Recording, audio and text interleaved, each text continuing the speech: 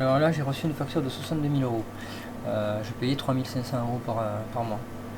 Alors, c'est pas une facture d'électricité, c'est une facture de résiliation. J'ai eu un impayé le 30 novembre parce que je sers des collectivités, je suis payé par virement, donc en fait, on ne sait jamais quand les sous arrivent. Donc, j'ai réglé cette facture par carte bancaire et le lendemain, j'ai appris que j'avais un avis de coupure et une résiliation. Mon contrat se terminait le 31 décembre.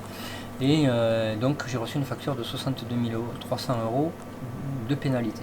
Moi j'ai reçu un courrier expliquant il y a 15 jours que je payais 3 500 euros d'électricité, que ça allait passer entre 10 et 12 000 à partir du mois de janvier, comme tous les boulangers, une multiplication par 4, par 5, par 8. Enfin, j'ai vu des devis de collègues qui sont complètement à terre par cette situation. Clairement, je dois 62 000 euros. Je ne peux pas les payer.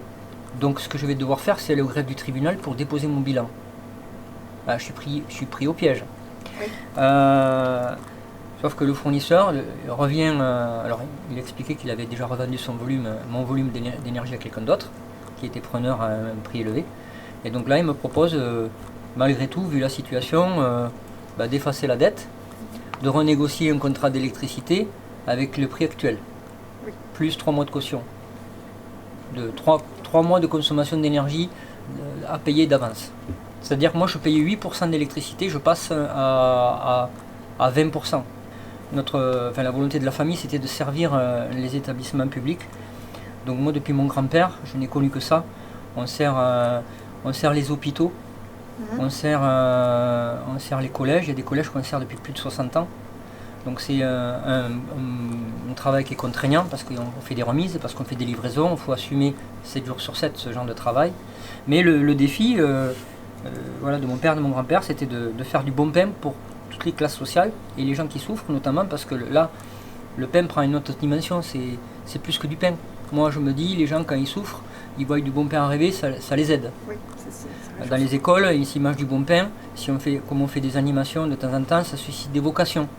Donc c'est vraiment par amour pour les gens. Dans la famille, on voit les choses comme ça. Le métier de boulanger, c'est un peu ça. On est en décalé socialement, on voit personne, mais en fait, c'est quand même un sacrifice qu'on fait de nos familles. Ouais. Les nuits, les week-ends. Il est prévu 80% des boulangeries qui vont fermer en janvier. Si le gouvernement ne fait pas, parce que là, ce qu'ils ont proposé, c'est une aide qui est un amortisseur, mais en fait, c'est 30% de la moitié de la facture en réalité. Moi, j'ai vu des collègues qui sont passés de 14 000 à 63 000, vous leur enlevez 10 000 euros d'aide, vous devez payer 50 000 euros d'électricité par mois, c'est infaisable.